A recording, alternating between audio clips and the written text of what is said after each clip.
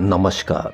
देश और दुनिया की तमाम फटाफट खबरों में आपका स्वागत है। खबरों के लिए आपसे निवेदन की यदि आपने हमारे चैनल को सब्सक्राइब नहीं किया तो कृपया करके आपके अपने चैनल को सब्सक्राइब कर लें।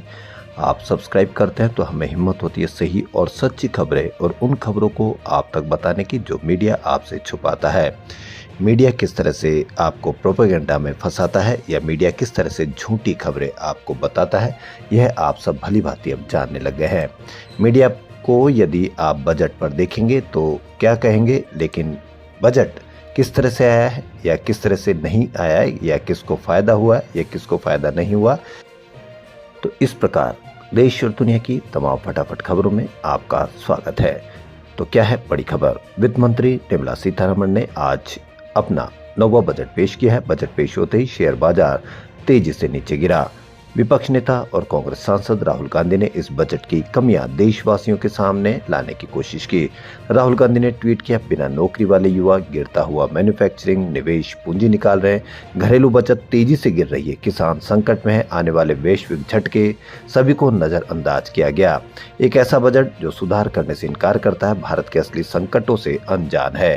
कांग्रेस इस बजट को जमीन की हकीकत से पूरी तरह से कटा हुआ बता रही है। बजट को बुरा बताने वाले लोगों का कहना है कि बेरोजगार युवा, परेशान किसान, डूबती अर्थव्यवस्था पर बात नहीं हुई और असली सुधारों की जरूरत है जो लोगों को प्राथमिकता दे, न कि चहेतों को।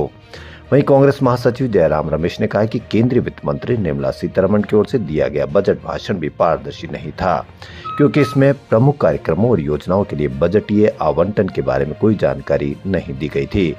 जयराम रमेश ने एक्स पर एक पोस्ट में कहा कि हालांकि डॉक्यूमेंट्स को डिटेल में पढ़ने की जरूरत है, लेकिन 90 मिनट बाद ये साफ है कि बजट 2026-27 इस उम्मीद पर खरा नहीं उतरा जो इसके बारे में बनाई गई थी। यह पूरी तरह से फीका था।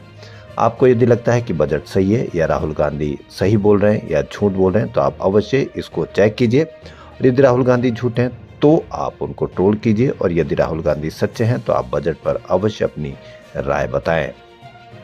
मोहम्मद दीपक, जी हाँ, बड़ा नाम जो पूरे देश में वायरल हुआ। क्यों वायरल हुआ यह आप अब सभी लोग पहचानने लग गए, जानने लग गए। तो मोहम्मद दीपक ने बीबीसी न्यूज़ हिंदी से कहा, यह मामला 26 जनवरी की घटना के बाद से लगातार चला आ रहा था, लेकिन 31 जनवरी के दिन हालात अचानक बिगड़ गए। दीपक के अनुसार देहरादून से बजरंग दल के करीब 150 कार्यकर्ता कोट द्वार पहुंचे और सीधे उनके जिम पर आकर नारेबाजी और हंगामा शुरू कर दिया, क्योंकि बजरंग दल आप जानते हैं कि किस तरह से कार्यकर्ता इसको देखते हैं या किस तरह से करते हैं। मोहम्मद दीपक का सिर्फ इतना दोष है कि उन्होंने किसी मुस्लिम चाचा को बचाया और यही बजरंग दल को पसंद नहीं आया। उनका कहना है कि इस दौरान उनके साथ गाली गलौज की गई और उनके परिवार को भी अपशब्द कहे गए। प्रशासन से नाखुश दीपक ने आगे कहा कि मुझे तो वहां से हटा दिया गया, लेकिन वे लोग 4-5 घंटे तक लगातार हंगामा करते रहे। उनके अनुसार प्रदर्शनकारियों की संख्या इतनी ज्यादा थी कि स्थानीय लोग उनके समर्थन में खुलकर सामने नहीं आ सके।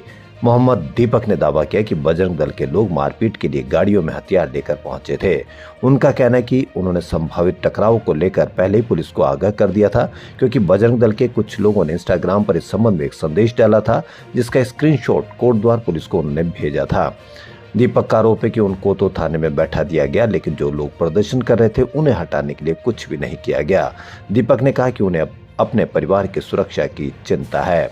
उत्तराखंड में पौड़ी जिले के कोटद्वार में दुकान का नाम बाबा रखने को लेकर शुरू हुआ विवाद एक बड़ा नया मोड़ लेकर आया है, लेकिन मोहम्मद दीपक पूरे देश में एक हीरो की तरह, असली हीरो की तरह छा गए हैं और हर कोई उनको सैल्यूट कर रहा है। भारतीय किसान यूनियन के राष्ट्रीय प्रवक्ता और किसान नेता राकेश टिकैत का बयान सामने है। उनका कहना है कि बजट किसान, मजदूर और ग्रामीण भारत की उपेक्षाओं पर खरा नहीं उतरा। राकेश टिकैत ने केंद्रीय बजट 2026-27 को देश के किसान, मजदूर, आदिवासी समाज और ग्रामीण भारत की मूल समस्याओं का समाधान करने में असफल बताया। उन्होंने कहा कि बढ़ती महंगाई, खेत लागत में लगातार इजाफा, कर्ज के बोझ और गिरती आय से जूझ रहे किसानों और बजट में तो कर्ज माफी की कोई ठोस पहल नहीं की गई और न ही न्यूनतम समर्थन मूल्य को कानूनी गारंटी देने का प्रावधान किया गया। उन्होंने कहा कि किसानों को इस बजट से बड़ी उम्मीदें थी, लेकिन उनकी उम्मीद पूरी नहीं हुई। महाराष्ट्र के मुंबई में फिल्म निर्देशक रोहित शेट्टी के घर के बाहर 4 राउंड फायरिंग हुई। घटना की खबर मिलने के बाद पुलिस और फॉरेंसिक टीम उनके घर पहुंची। रोहित शेट्टी मुंबई के जुहू इलाके में रहते हैं। उनके घर के पास बॉलीवुड के कई सेलिब्रिटीज के घर है।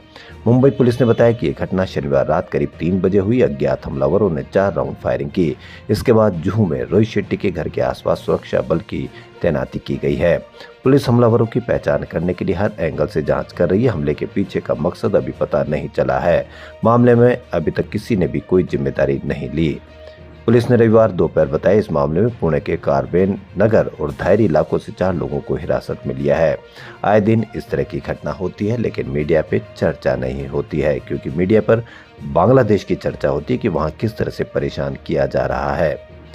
अमेरिका के राष्ट्रपति डोनाल्ड ट्रंप ने कहा कि भारत अब ईरान से कच्चा तेल खरीदने के बजाय वेनेजुएला से तेल खरीदेगा। उन्होंने दावा किया कि भारत ने वेनेजुएला से तेल खरीदने का सौदा कर लिया है। यह बयान ट्रंप ने वाशिंगटन डीसी से एयरफोर्स वन में पत्रकारों से बातचीत के दौरान दिया।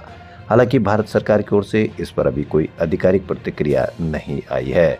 ट्रंप ने कहा कि हमने पहले ही एक डील कर ली है, भारत वेनेजुएला से तेल खरीदेगा, ईरान से नहीं। उन्होंने यह भी कहा कि भारत के साथ इस सौदे का कॉन्सेप्ट तय हो चुका है।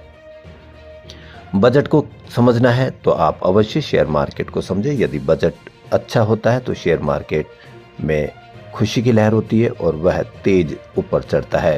लेकिन यदि बजट गिरकर बंद हुआ तो बजट का असर शेयर मार्केट पर नहीं हुआ। बजट के बाद यानी 1 फरवरी को शेयर बाजार गिरकर बंद हुआ। सेंसेक्स 1546 अंक यानी करीब 2% गिरकर 80,722 के स्तर पर बंद हुआ। निफ्टी भी 495 अंक टूटा। ये 24,825 के स्तर पर बंद हुआ। सरकार ने फ्यूचर्स पर लगने वाले सिक्योरिटीज ट्रांजैक्शन टैक्स STT को 0.02% से बढ़ाकर 0.05% किया है। यही कारण रहा कि बाजार में गिरावट आई है, लेकिन कहीं पर भी कोई चर्चा नहीं। भारत ने अंडर 19 मेंस वर्ल्ड कप के सुपर 6 मुकाबले में पाकिस्तान को 253 रन का टारगेट दे दिया। बुलवायो में पाकिस्तान ने टॉस जीतकर पहले गेंदबाजी चुनी। भारत 49.5 ओवर में 252 रन पर ऑल आउट हो गए। सेमीफाइनल में पहुंचने के लिए पाकिस्तान को 33.3 ओवर में 253 रन बनाने होंगे। वहीं टीम अगर 252 रन बनाने के बाद छक्का लगाकर स्कोर 258 तक पहुंचा देती है तो उनके पास टारगेट चेज करने के लिए 34.3 ओवर रहेंगे। केंद्र सरकार युवाओं को रील बनाना सिखाने के लिए स्कूल कॉलेजों में कंटेंट क्रिएशन लैब्स खोलेगी। वित्त मंत्री निर्मला सीतारमण ने इसकी घोषणा की। देश में 3 नए आयुर्वेदिक एम्स खुलेंगे। कैंसर और हीमोफिलिया जैसे गंभीर बीमारियों से इस्तेमाल होने वाली दवाइयां सस्ती होगी। तो क्या अब युवा रील बनाना सीखेंगे और इससे क्या रोजगार उत्पन्न होगा?